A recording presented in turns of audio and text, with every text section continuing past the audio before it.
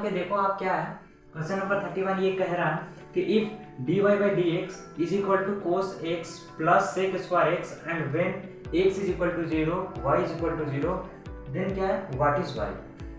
Question ये कह रहा है ठीक है कि हमारा एक दिया हुआ है, ठीक है, क्वेश्चन नंबर ये दिया हुआ 40 और 41, इसको भी आप स्किप करना है, मतलब इसे आप ध्यान में ना रख करके ऊपर वाले के ऊपर फोकस करना है, ठीक है। तो ये दिया हुआ है ना, तो सबसे पहले इसको सॉल्व करते हैं हम लोग, है ना। यहाँ पे सॉल्यूशन ऑफ 39, ओके, आप समझ जाना नंबर वाइज, ठीक है। तो यहाँ पे सबसे पहले लिखते हैं गिवन, है ना। गिवन में क्या दिया हुआ है हमारा, dy by dx is equal to cos x plus sec square x, क्या दिया हुआ है, dy by dx is equal to cos x plus sec square x, ठीक है। अब यहाँ पे देखो आप, इसका ये दिया हुआ है, ठीक है, और इसे हमको क्या करना है, इंटीग्रेट करना है, ठीक है। इंटीग्रेट कैसे होगा मैं आपको बताता हूँ, ठीक है। यहाँ पे क्या फाइंड करना है, व्हाट इज y, वो पूछ रहा है कि y क्या होगा। सिंपल सा बात है, जब ये इसका डेरिवेटिव दिया हुआ है ना, अगर इसको हम लोग इंटीग्रेट करेंगे तभी तो y फाइंड आउट होगा, है ना। सिंपल सा मान के चलो y वेरिएबल है, ठीक है, y वेरिएबल है ना। अगर हम लोग इसको डिफरेंशिएट करेंगे, ठीक है, y के x के रिस्पेक्ट में, तो क्या आएगा, इस फॉर्मेट में आएगा, ठीक है। अगर इसको इंटीग्रेट करेंगे, ठीक है, अगर इसको इंटीग्रेट करेंगे तो क्या हो जाएगा, हमारा y निकल जाएगा, समझ में आया। जब y निकल जाएगा तो हम लोग यहाँ पे y का आंसर आ जाएगा, ठीक है। अब यहाँ पे हम लोग करते हैं, इसको सॉल्व करते हैं डायरेक्टली, ठीक है।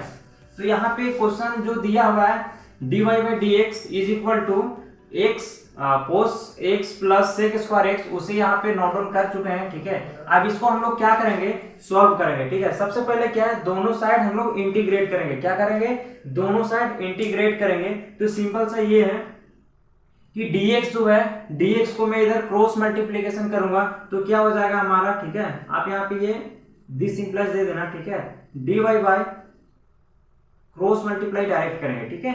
तो यहाँ पे क्या हो जाएगा, cos x plus sec square x, है ना, इनटू हमारा क्या हो जाएगा, dx हो जाएगा। अब मैं यहाँ पे क्या करूंगा, बोथ साइड इंटीग्रेट करूंगा, ठीक है। बोथ साइड यहाँ पे लिखूंगा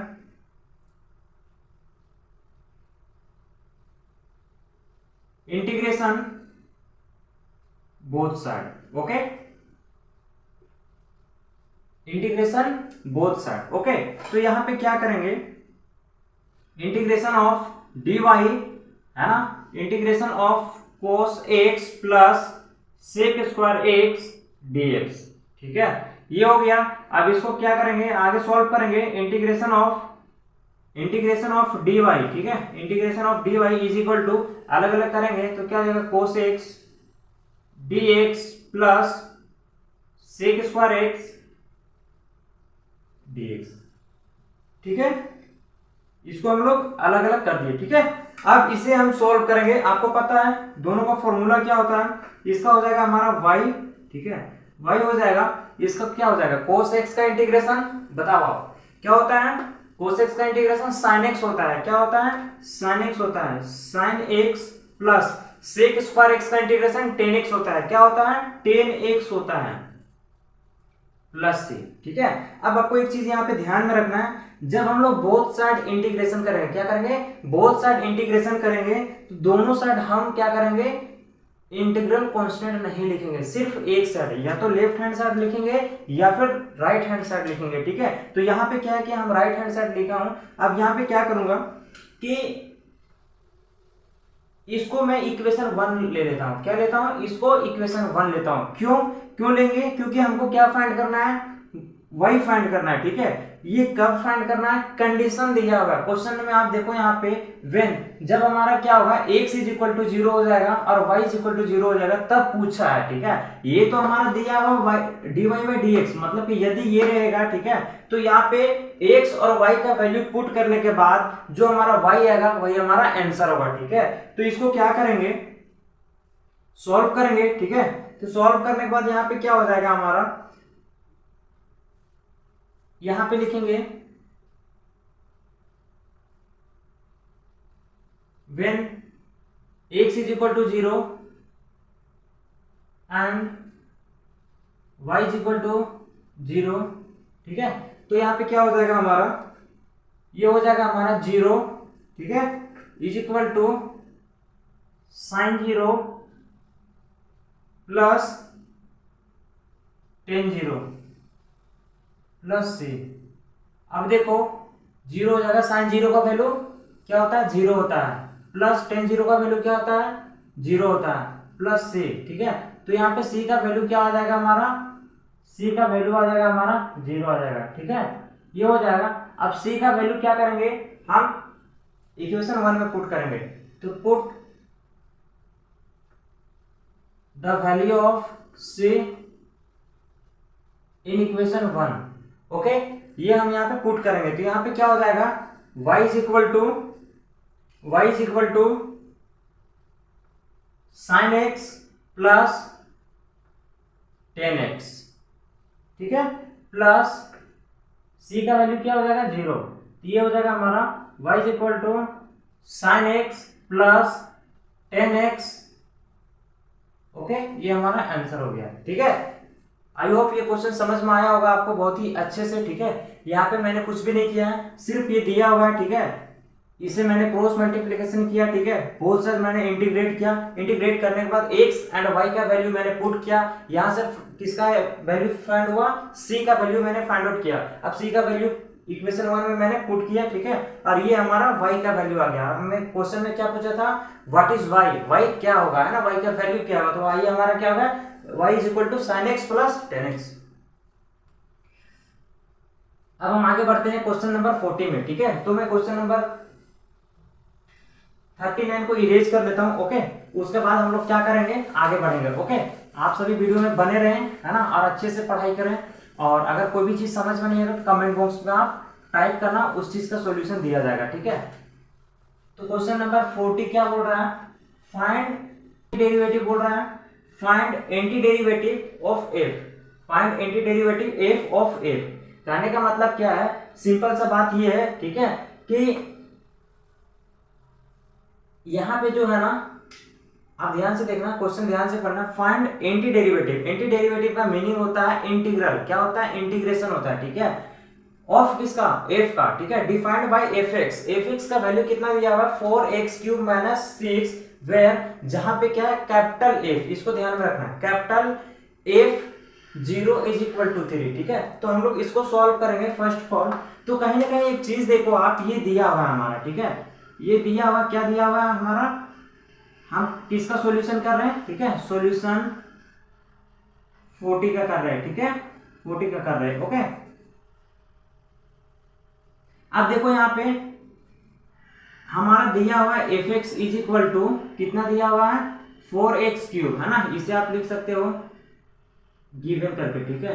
गिवन में क्या दिया हुआ हमारा 4x³ माइनस 6। अब देखो यहाँ पे क्या है एंड, यहाँ पे क्या है and capital F 0 is equal to 3 दिया हुआ है, ठीक है, और यहाँ पे बोला है एंटी डेरिवेटिव कैपिटल F, मतलब कि हम लोग क्या करते हैं, एक चीज ध्यान में रखना, स्मॉल लेटर का अगर हम लोग क्या करेंगे डिफरेंशिएट करेंगे, ठीक है, मान के चलो अगर हम इसका डिफरेंशिएट करेंगे fx को, तो इसको क्या आता है f' आता है डिफरेंशिएट करने के बाद, है ना। लेकिन अगर इसको हम लोग इंटीग्रेट करेंगे तो ये आ जाएगा। लेकिन यहाँ पे क्या है, अगर इसको इंटीग्रेट किए होंगे तभी ये आया होगा, है ना। एंटी डेरिवेटिव का मतलब क्या है, इंटीग्रेशन, तो इसका इंटीग्रेशन किए होंगे तभी ये आया होगा, ठीक है। तो सिंपल सा बात ये है कि यहाँ पे जो कैपिटल F मतलब एंटी डेरिवेटिव जो आया होगा वो क्या होगा, इंटीग्रेशन ऑफ किसका, f का, है ना। f का मतलब क्या है, ये है हमारा, ठीक है, fx, ठीक है, fx का किसके रिस्पेक्ट में, dx के रिस्पेक्ट में, ठीक है। अब यहाँ पे क्या करेंगे, यहाँ पे देखना आप इंटीग्रेशन ऑफ 4x³ माइनस 6, ठीक है, is equal two into dx, ये हो गया। अगर हम इसको इंटीग्रेट करेंगे, क्या करेंगे, इसको इंटीग्रेट करेंगे तो 4 बाहर हो जाएगा, x⁴ divided by 4 minus 6 into x, right, plus c, ये हमारा क्या आ गया, fx आ गया, क्या हमारा आ गया, fx आ गया, है ना, fx आ गया, ठीक है। अब देखो यहाँ पे एक चीज दिया हुआ है, क्या दिया हुआ है, f0, यहाँ पे स्मॉल f नहीं है, ध्यान में रखना, capital F0 is equal to 0। Simple सा बात है कि अगर हम put x is equal to 0, तो यहाँ पे क्या हो जाएगा, f0, ठीक है। अगर यहाँ पे f0 करेंगे, है ना, यहाँ पे 4 हो जाएगा इंटू x⁴, मतलब समझो आप 0, डायरेक्ट समझ जाओ यहाँ पे इंटू 0 माइनस 6 इंटू 0, ठीक है, प्लस c।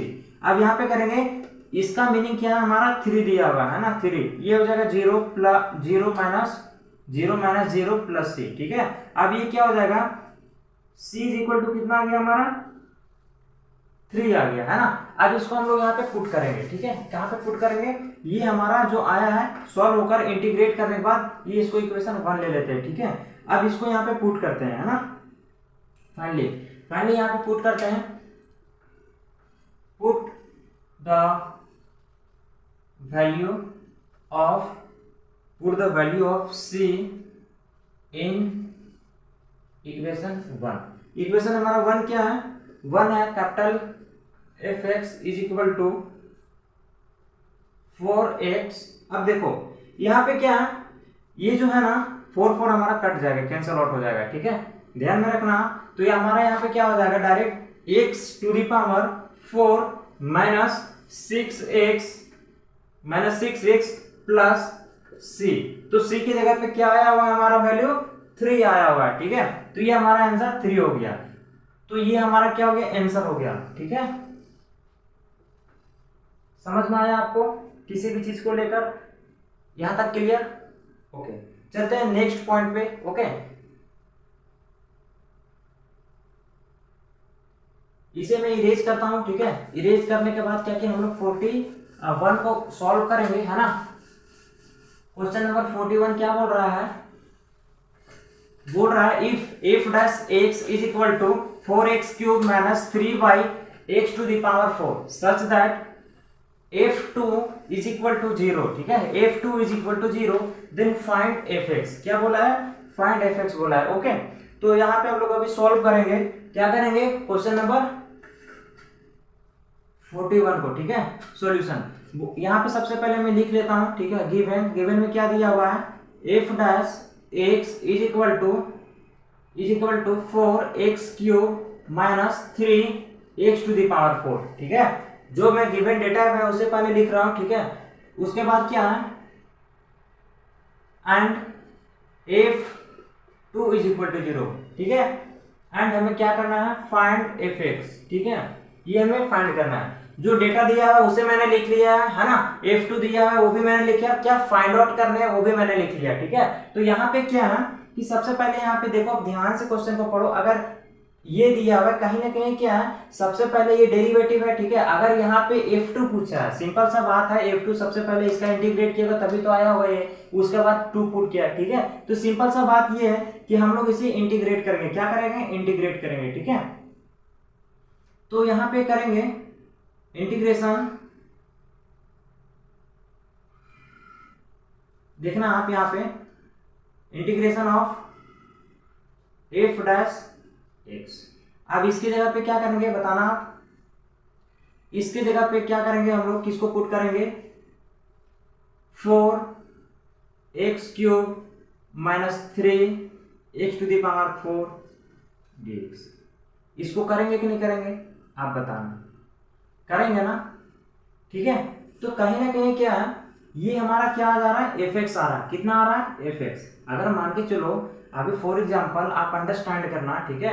अगर यहाँ पे f डैश x है ना, अगर इसको इंटीग्रेट करेंगे तो क्या आएगा, fx आएगा, है ना। ये हमारा क्या करना, फाइंड आउट करना है, ठीक है। ये हमारा fx इज इक्वल टू हो जाएगा, ठीक है। यहाँ पे क्या करेंगे, आप सिंपल सा करेंगे, इसे अलग अलग करेंगे, ठीक है। ये हमारा वही हो जाएगा, है ना। ये हमारा क्या हो जाएगा, 4 हो जाएगा माइनस 3 बाहर हो जाएगा। अब यहाँ पे देखना, मैं डायरेक्ट कर रहा हूँ इसको, है ना। तो ये हमारा हो जाएंगे, अब ये कैसे हो रहा है वो भी मैं बता रहा हूँ, ठीक है। मान के चलो यहाँ पे x⁴ -4 हो जाएंगे +1, ठीक है। तो यहाँ पे कर देगा -4 + 1 होगा कि नहीं होगा, +c होगा ना। और इसका इंटीग्रेशन क्या है, 4 × x⁴ डिवाइडेड बाई 4, ये कैंसिल आउट हो जाएंगे, ठीक है। तो यहाँ पे क्या हो जाएंगे, x⁴ माइनस, अब देखो -4 + 1 कितना हो जाएगा, -3 और -3, मतलब 3 -3 और यहाँ पे -3, तो ये कैंसिल हो जाएगा। मैं नेक्स्ट स्टेप में लिखता हूँ x⁻³ डिवाइडेड बाय, यहाँ पे ये कितना है बताना आप, -3, ये 3 से 3 कैंसिल, माइनस से माइनस ये कैंसिल हो जाएगा, ठीक है। तो तो ये हमारा यहाँ पे बचेगा क्या, बचेगा हमारा x to the power 4 minus x to the power -3।